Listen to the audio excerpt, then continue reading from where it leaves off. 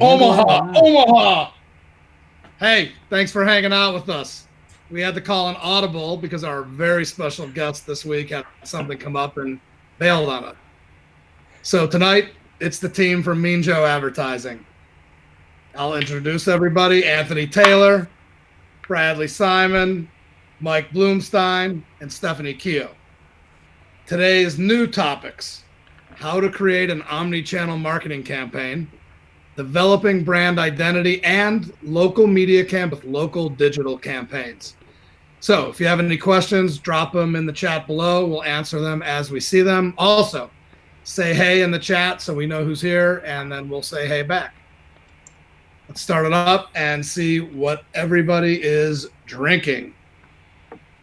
Mike. What's up?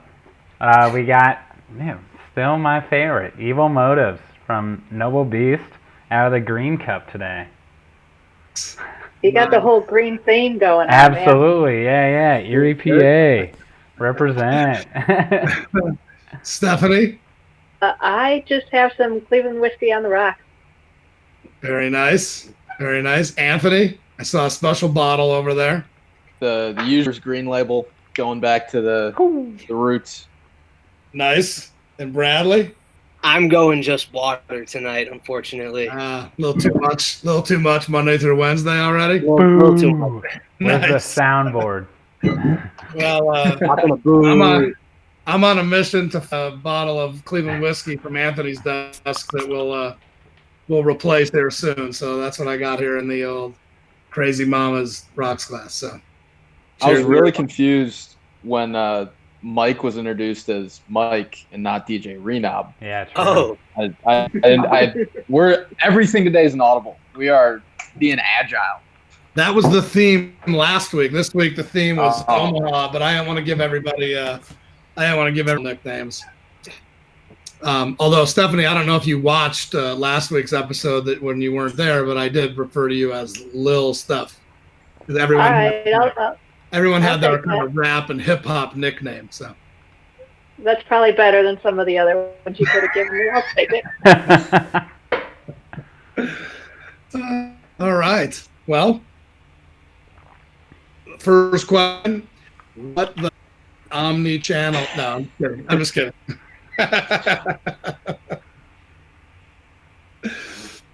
Seriously.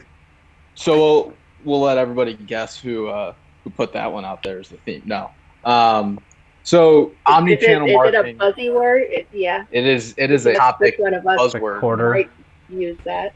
Quarter in the jar. Definitely would love to throw a quarter in the buzzword jar. So omni-channel essentially means coming from multiple different channels. Todd, you in the tried and true way of explaining it, land, air, and sea attack. But to simplify it, it's to have radio, digital, social, everything working in the same direction, creating as a byproduct through true advertising. So if you don't know what omni-channel marketing is, Google it, or wait about it, and we'll have a nice blog post up on me and Joe's website. And there's a link there. No, oh, wait. Nah. Down below. Swipe up.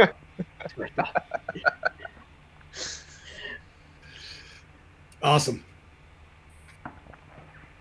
So I guess to the group, I mean, we're in this thing every day. We do this for clients. What are some campaigns we've seen that you guys have been impressed with where, wow, I saw this TV commercial and now I'm getting this display ad.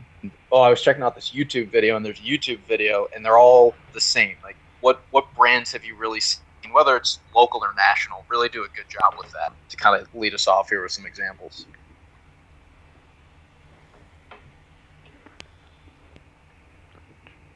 Nike, Adidas, Reebok. Yeah, I guess Adidas recently has done a good job. I mean, just using Jonah Hill everywhere. It seemed like quick campaign that he was the spokesperson, the lead spokesperson of Adidas, just hanging out with all of his buddies and kind of welcoming everybody into the Adidas School of Hard Knocks or whatever what museum was located.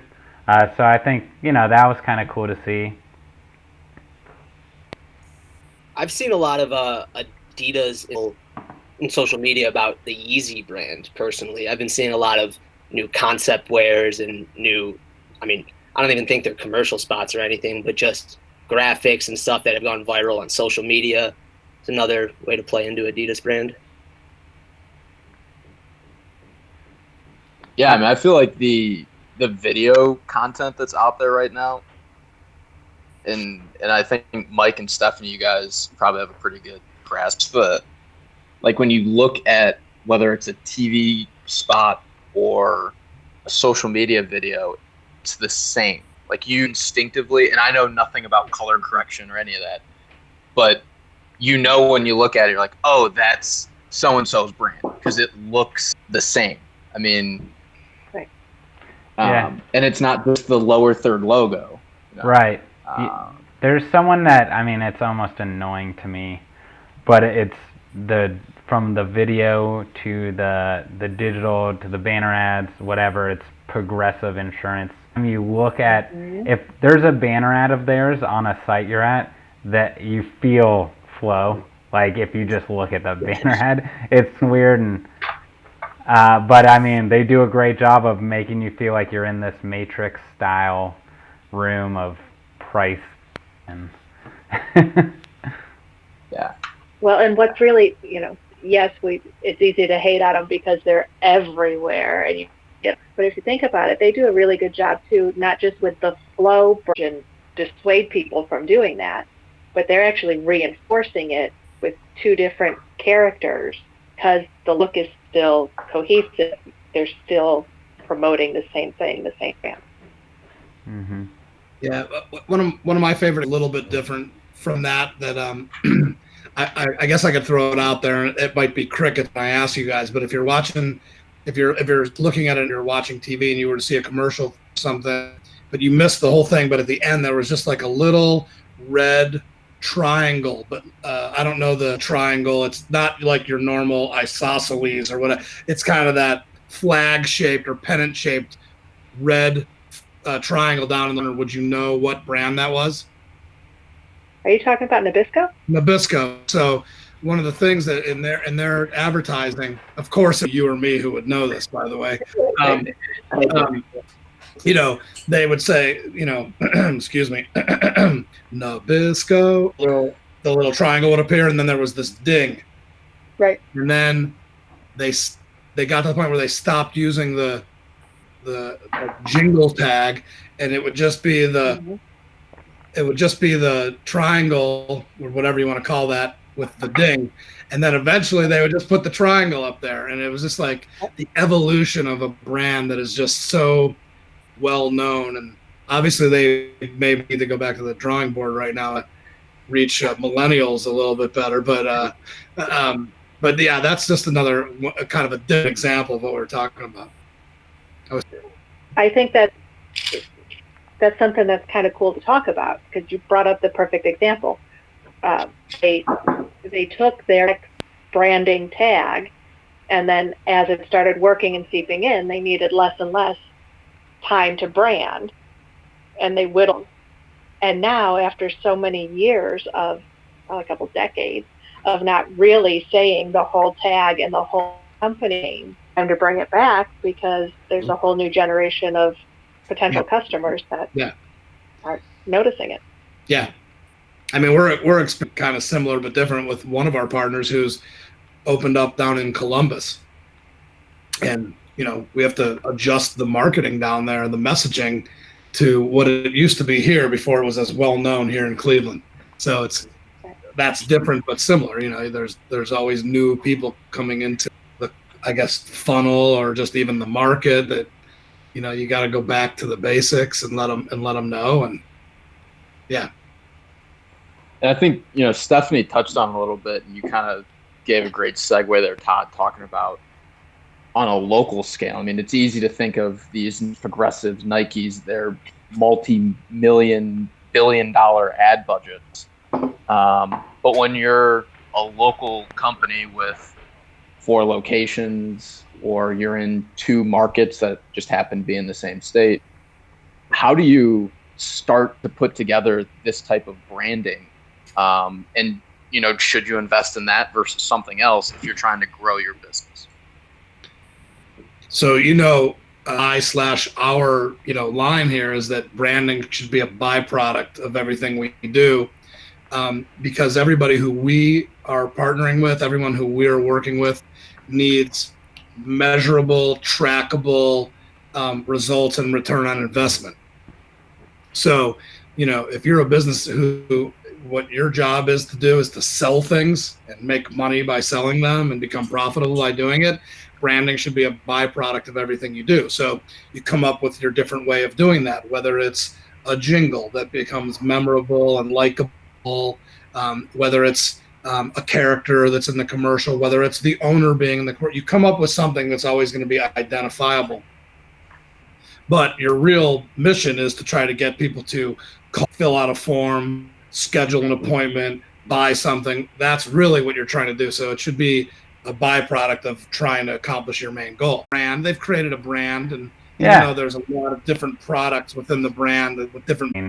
Just sending a bunch of their shirts to famous people that all of a sudden wear it. So whenever they wear it and they post a picture in it, that's our stuff. Let's retweet it. Yeah. And I think the retail level, the idea of local has changed so much.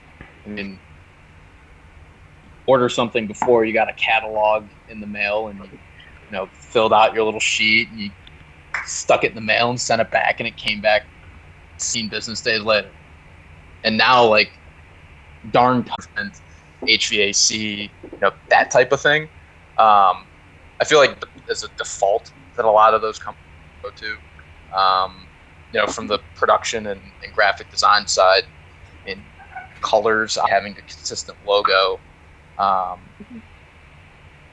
think there are some that do a good job with I'd be interested to hear your perspective on this a little bit, like just the way a commercial flows, they like the graphics Yep.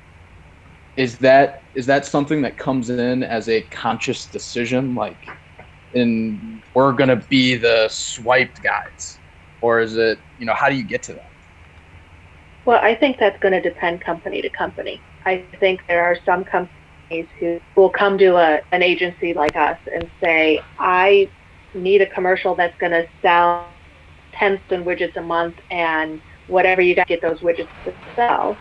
And then we're going to put all our heads together and come up with the right message and the right, we're going to shoot it. So then we're going to have these graphics. And then once you get the broad strokes down, then you're going to talk a little bit more about how that relates to the message and how it relates to the people that you're trying to sell the widgets to. As an agency, we might get someone coming to us that says, I want to work with this specific videographer at company, and kind of massage that a little. But I think ultimately, whenever you're talking about the feel of a commercial, which is what those camera moves or those graphic moves, that's going to dictate feel, pace. You got to look at who to. That's the most important thing. If I'm trying to sell hearing aids, I'm not going to have background music and fast moving graphics. I'm not going to talk to the right people. So you gotta tailor how the spot feels, and whether it's TV spot, digital spot, radio spot, how it feels to who you're trying to talk to, what customer you're trying to convert. Yeah, and I think also it's how much trust is this company that results. How much are they gonna just trust a creative idea? Because there's a lot of just funny, I think I try to be funny in a commercial because I think that is something that I look for and something that is just universally entertaining as people like to watch. So, there's a difference between look at how great our hearing aids are, or having, some, this is just random, but like a celebrity impersonator being like, oh, wouldn't you like the real deal instead of just these knockoff like things? And, then creating a campaign on that, it's like, well, we'd rather see our products. So, it starts kind of that, how much are they going to trust the creatives on selling widgets? Well, don't you think that trust is 100% absolutely has to be there? But I kind of see, by all measures, we're small compared to some of these New York City, Chicago agencies that have whole buildings full for them. But once you start looking at those places, you see they handle a lot of the same type of products. A stick going to go to this place. Beverage line is going to go to this place, because as an agency, you start to have a fee. An agency that does only commercials like that, or like they specify in commercials in that nature, in that theme, that it was proven to work, so now people trust it and they want to use it for their brand. Mm-hmm. Yeah, and I think just like anything, someone's got to be the first one to right. take that chance. Who's going to jump off the high dive, and then all the other kids say, "Oh, if you can, I can," right? Exactly. Now, Todd, something you've talked about in the past, and I think it really fits into this conversation, is that the byproduct of what the advertising does. And there's ways to turn quote unquote branding campaigns, whether sponsorship or just a pre-roll ad, into results-driven trackable results, or campaigns, results-driven trackable. This is the first drink I've had today, by the way. So, what are some ideas that you've used in the past that maybe we haven't used in the past that people can use when it comes to either turning a campaign for advertising that also has branding, but also a quote unquote branding play into a trust-driven type campaign? So anybody who's out there who's watched the first few episodes, get out your bingo card, because I'm going to say it a week in a row, but it's not always it's not always what you do, it's how you do it, right? It's been there. I'm down for that. Yeah, I've seen it. I'll somehow or other I'll get to the answer on this in my unique way of telling stories or whatever. But how many times have we evaluated a potential partner has been doing, and really what we come down to is there's no invitation, there's no call to action. It really nice. We have a curtain partner right now who had amazing video. Everything looked awesome. It showed what they did. It was what I kind of referred to as the glamour shot, or the glamour photo. It was real nice. It looked good on a print ad, but in broadcast, whether it was TV or cable or video online, it wasn't asking anyone to do anything. Sometimes it's as simple as that little element.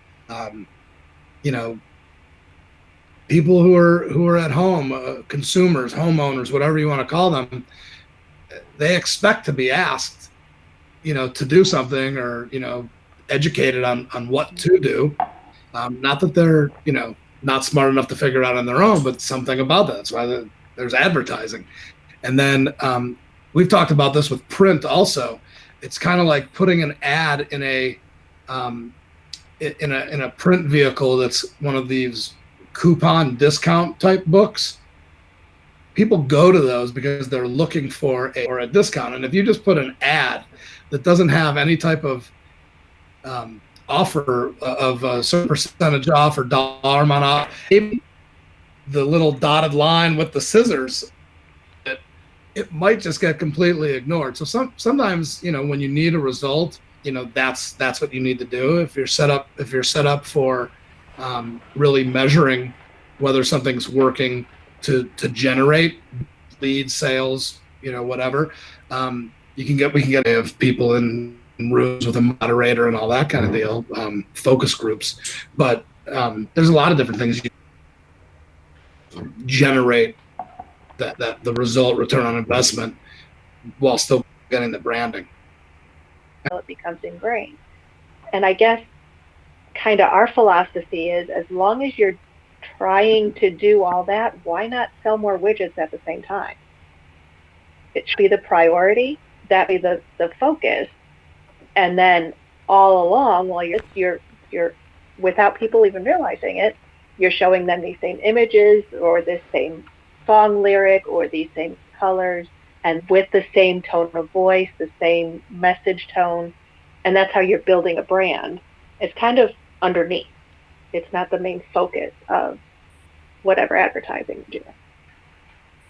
Yeah, and bouncing off that and back up what Mike said earlier about like progressive. How many different spots do we think we've seen in the last 10 years of flow with blue and white background, the very calm like it's something that we've seen over and over again for the last decade. And so now anytime we see that blue and white with progressive, I think of flow. I think of, that like gun they used at one point to like tag things. And I can just price checker. Yeah, the price checker. Yeah. Yep. I can just think of all those old commercials over the last 10 years that stuck with my head. There's a couple of little lines that we use talking about, branding, and we use it sometimes in presentations. Not that all of our presentations aren't custom, but this is just one that a lot of people that we talk to in our initial meeting will say, yeah, we need to work on our branding. We need the brand. It's a buzzword that I think a lot of people confuse the way that they're actually using it. But this, I'm not going to take credit for it because it comes from a book called Branding Only Cattle by Jonathan Salem Baskin. But Jonathan Salem Baskin says consumers don't interact with brands. They buy stuff and things. Branding is a hope wrapped in a desire inside a fantasy. And that's been a bit of a driving force, while it's not some mantra that I didn't just have to pull up and read and that I know by heart. It's everybody who we work with needs some return on investment. That's why they're bringing us in as an expert in marketing and advertising and relying on us to, implement, coordinate, execute all of these things on their behalf. But really it's because they need a result, a return on investment. And so that's where the brand product of everything we do, comes from. Till we start working with, somebody who truly is a brand. By the way, the one thing that's Jonathan Salem Baskin, might have wrong is that sometimes you do buy a brand, and that's in the case of how we started this whole thing off. I'm a Nike guy. Like, I buy that brand. It's not because of some CTA in their advertising or some offer or some discount or anything like that. So, same thing with like Apple.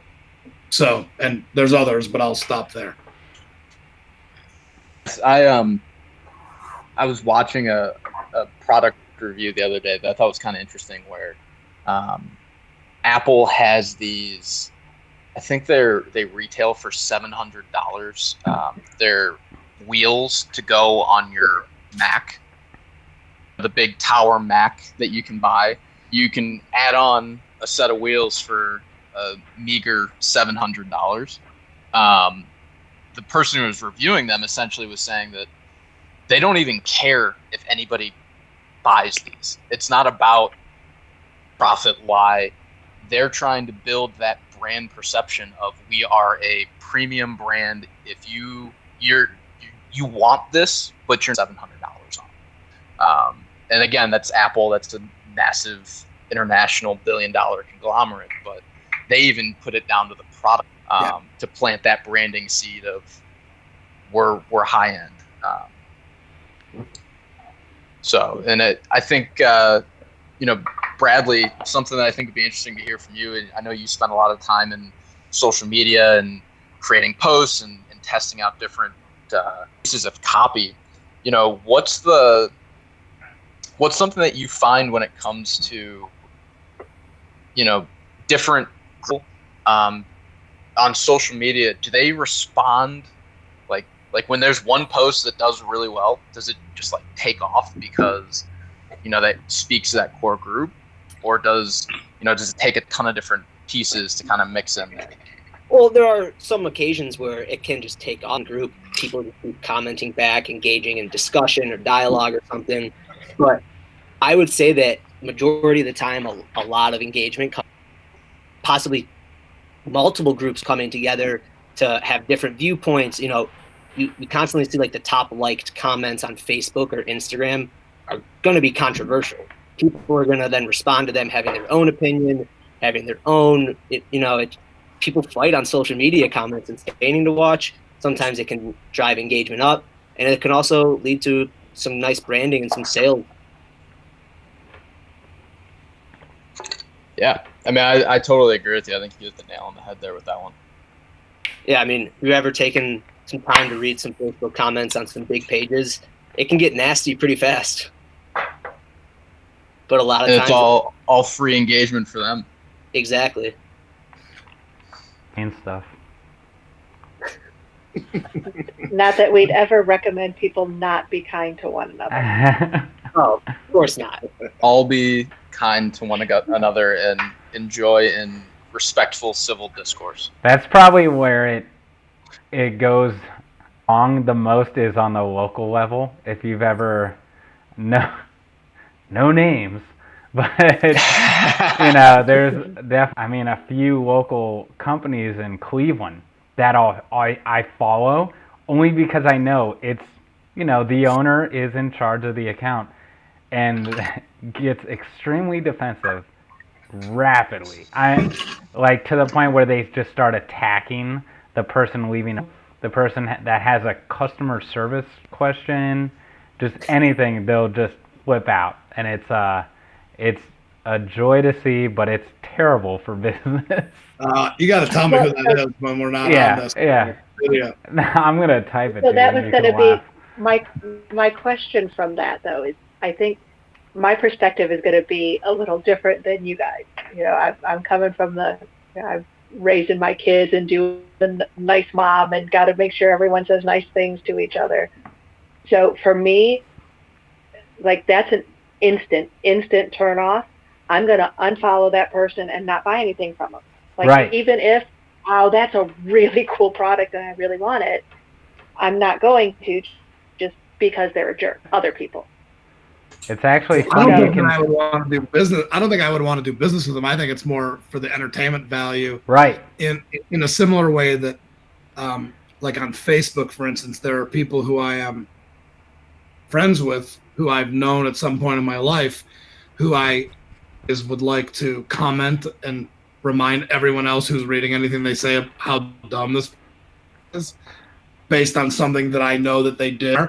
And I don't. But then I also don't hide them or unfollow or defriend or whatever you call it, because it's kind of that, keep your enemies closer. Like, I like to keep an eye on what they're doing and what they're saying, just in case I ever need to step in and save the world from them or something. So it'd be funny to see what these people are doing, is because that just seems like the most ridiculous thing in the world, to be the owner and like the known owner of the company. Yeah.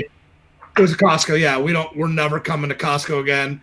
And the Costco responded like, we don't want you ever coming back here again. And it kind of went back and forth. But Costco was the clear winner of the little. It's like there was that old Cleveland Browns note.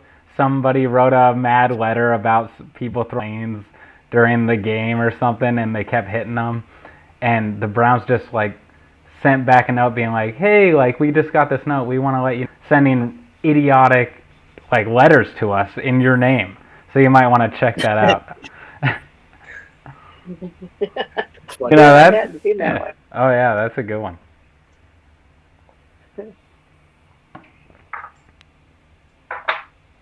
Yeah.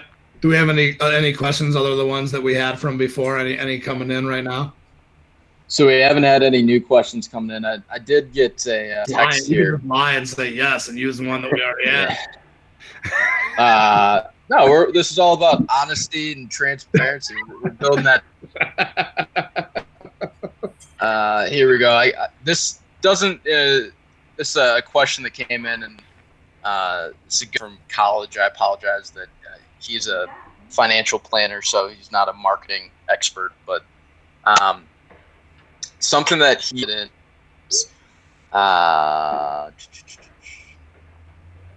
When beginning to market products, and how do you guys feel about using social media versus a omni-channel strategy? He used diverse strategy, but I'm going to paraphrase so it fits a little better for today. There's a buzzword in there again. There you go. Good job. So you're saying social media solo? Yeah. So he's thinking. There's kind of two questions there. I think one being like, when do you start marketing? So I think we should start by answering that. If you're coming up with a product, when should you start marketing? I know it seems a little broad, but possible. Right. Even in the ideation phase, I think just getting people to start thinking of you and what you're doing. And I think if you're a person starting a business or beginning to sell a product, you obviously care about that. Otherwise, you wouldn't be time doing it. So I think some of your excitement in the building the company, designing this new product, that's going to come through in your messaging, especially if you're using your social media channels to do it. And oh my gosh, we've been working so hard to figure this piece out, and we finally got it, and I can't wait to share this with you guys. That passion's going to come through, and that's how you're going to bring other people along on the ride with you. And I think something that I really want to point out with what you're talking about, Stephanie, is I think when people think marketing, they think campaign, TV campaign, throwing ad dollars at it, boosting all this stuff. Social media organic reach is going down. We know that. However, that's so much opportunity there for free advertising for $0. Mm-hmm.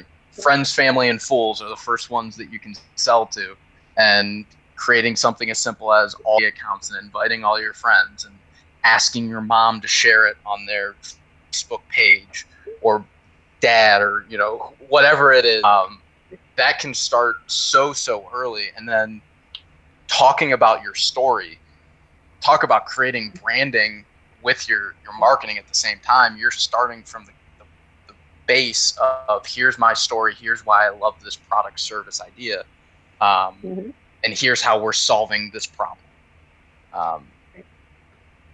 Well, a story. Man, I'm glad you said that word. That is so, and Todd doesn't buy Nike because, the swoosh is the coolest thing ever. He buys Nike because they've told him a story from one kid, and he bought that story. He believes in that story. It's like the stories your mom read you when you were a kid, right? Stories your mom read you when you were a kid. Those are in your head. Those are part of who you are. Stories are how humans communicate to each other from the time we were sitting around campfires banging two rocks together. So if you can start telling your story, you're going to get people invested in that story and then become invested in your product. I mean, the name of this company is another example of that. I mean, and do you mind sharing that story, Todd? No, I do. Not everybody do mind. Know this. I do mind. I think if anybody wants to, meanjoeadvertising.com and read it. What a plug. I'm just swipe up. Just kidding, but the story goes, an 11-year-old kid saw a TV commercial. From that TV commercial, determined what soda would be, and then in a roundabout way what he'd want to do when he grew up, and then 33 years later what he would name the company. And I'm going to say it a little bit wrong probably, but advertising is pretty powerful. If a diehard Browns fan can be that impacted by a TV commercial featuring the most feared player from the hated rival, advertising is really powerful. So, I saw that the Mean Joe Green Coca-Cola commercial when I was a kid, had chills, asked us about how people come up with advertising that, or thought it to myself. And, I'm a Coke guy, not a Pepsi guy. And decided I wanted to be in advertising, and then needed a name for the company and fought hard to win that battle. So, but yeah, I mean, there's an example of it right there for sure. I'm an RC Cola guy. Go Browns. Go Browns, baby. Ho, ho, ho. I had quite the RC Cola can collection when I was a kid, when they put all the Cavs players on it. Back when Bill Lambier was on the Cavs when I had him. I'm telling you, literally when RC Cola was named the soda of the Browns, I was like, I thought that was a joke. Like Heisler's, in sitcoms, like they all drink Heisler beer. That's a fake beer. Right, like who even knew it was still around? Tab, the official diet soda. Yeah. The only reason I know Fresca's real is because of Caddyshack. Mm-hmm. And my dad chugged it. Huh? The roundabout, or I guess the background of the story is I once had a coworker who gave me a ton of shit for not knowing who Craig Elo was, but talking about the shot at Gund Arena and saying how dare you be a Michael Jordan fan and talk about the shot and not know who Craig Elo is. It wasn't Gund Arena. It wasn't Gund Arena. Yeah, it was the Coliseum. Sorry, go ahead.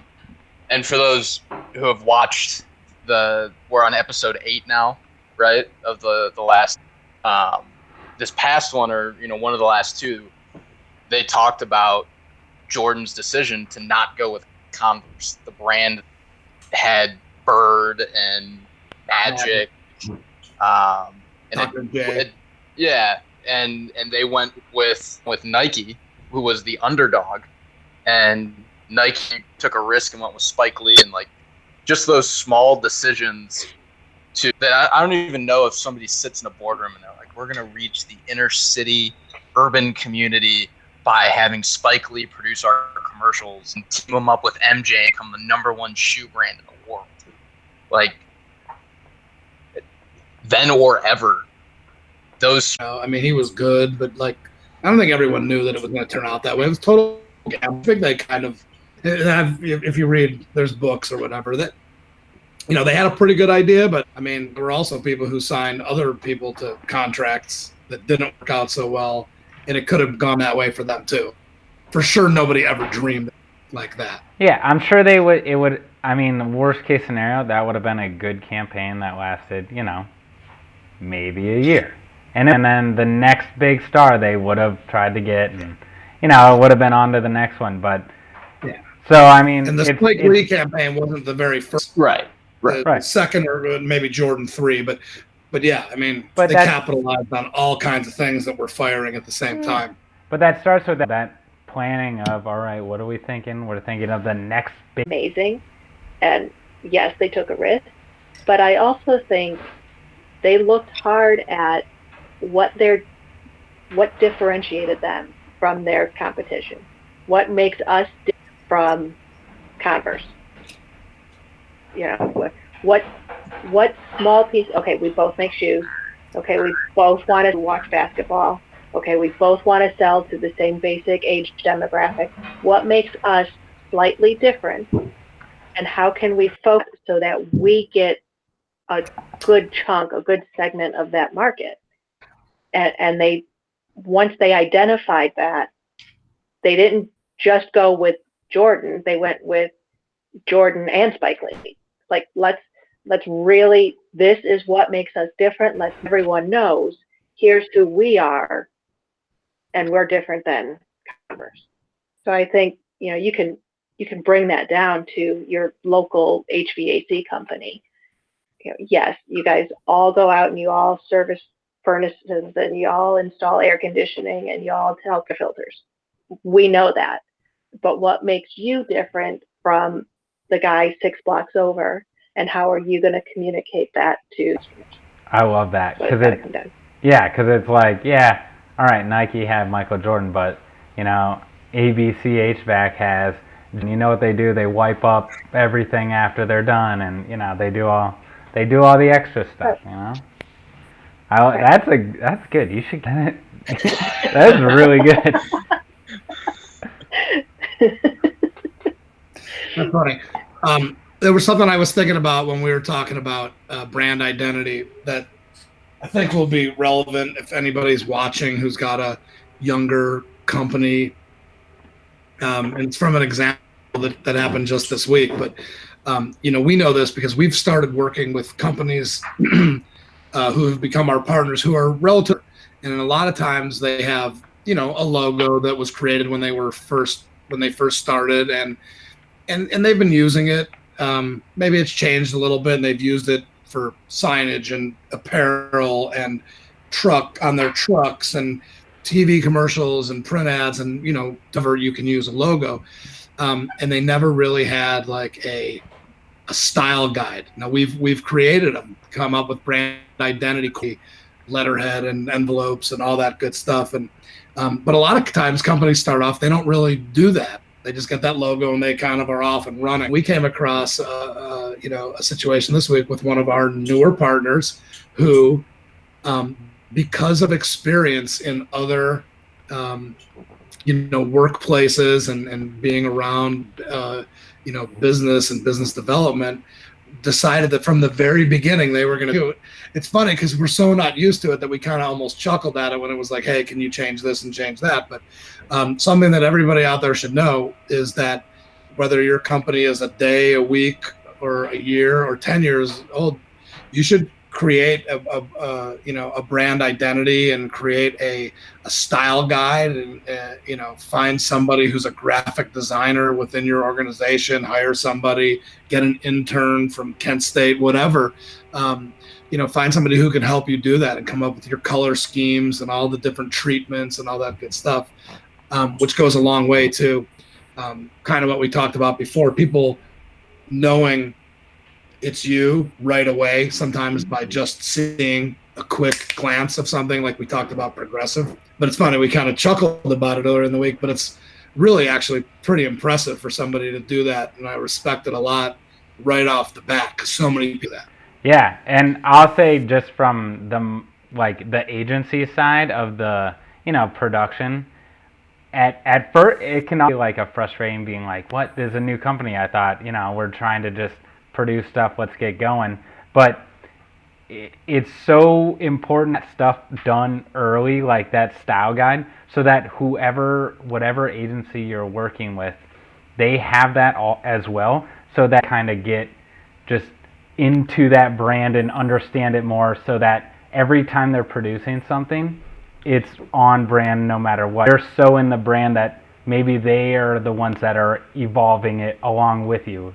You're both in sync. Yeah. Right. Mm-hmm. Well, and I think that's going, like most new companies are hitting the ground already running. They're not taking time to, let me do my research and make sure we're hitting the ground. This is my money, and we got to make sure we're selling things. I got clients. Yeah, let's go. All right. Exactly. So while it might be easy to skip the style guide, that's going to end up costing you money down the road. If you take your time, like Todd said, and find, even if it's an intern, a part-time person, whatever, get that established early on, so that when you pass it to the agency, like Mike's saying, they can grow that, establish that. Otherwise, what you're going to be doing is you're going to be paying your creative agency to come up with that style guide, or you're going to be paying your creative agency to sit up, what colors do I want to use for this spot? And then they're going to do what they think is best. Now it's 3 months down the road and you realize yourself and you want to produce that second spot, and you're either stuck with the colors that the agency thought of, or changing it and creating a new one, and that initial spot is no more, it's not useful anymore. Right. So you're going to be saving yourself agency hours, creative hours, production hours, if you just ahead of time establish this is who we are.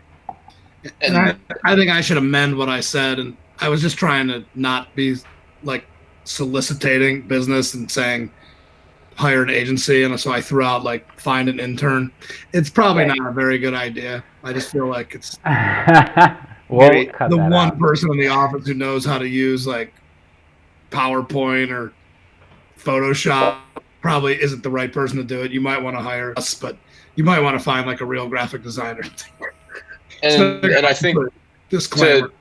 To back that up, I think for businesses especially that are just starting out and have a clean slate and don't know where to turn and don't have a budget to hire an agency and don't know where to go, there's so many apps and services out there that are low cost, whether it be Canva and just paying the $10.99 a month to have Canva have your style guide set for color, logo, and font style, whether it's Photoshop Express or Snapseed. Like there's tons there that are gonna put the pieces in place so that you're not investing that huge investment. You're getting some ROI from your marketing, but down the road you also have those bits and pieces to be able to pass off to upgrade to a set.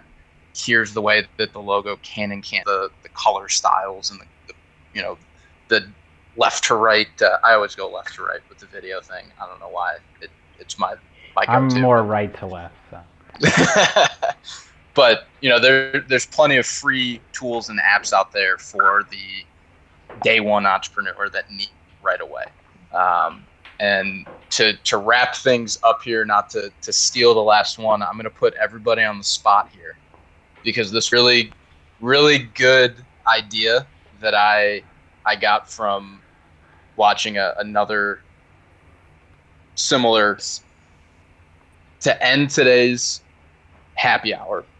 What is one actionable tip that you have, can be advertising, business, life, fun related, that somebody can take away from today and go forward with? So if somebody wants to be ambitious and be the first one to go for it. If not, you can I'll just start. Stare at me and make me do it. I can start because I've been doing this the past couple nights. Is as a creative, I'll write a short story.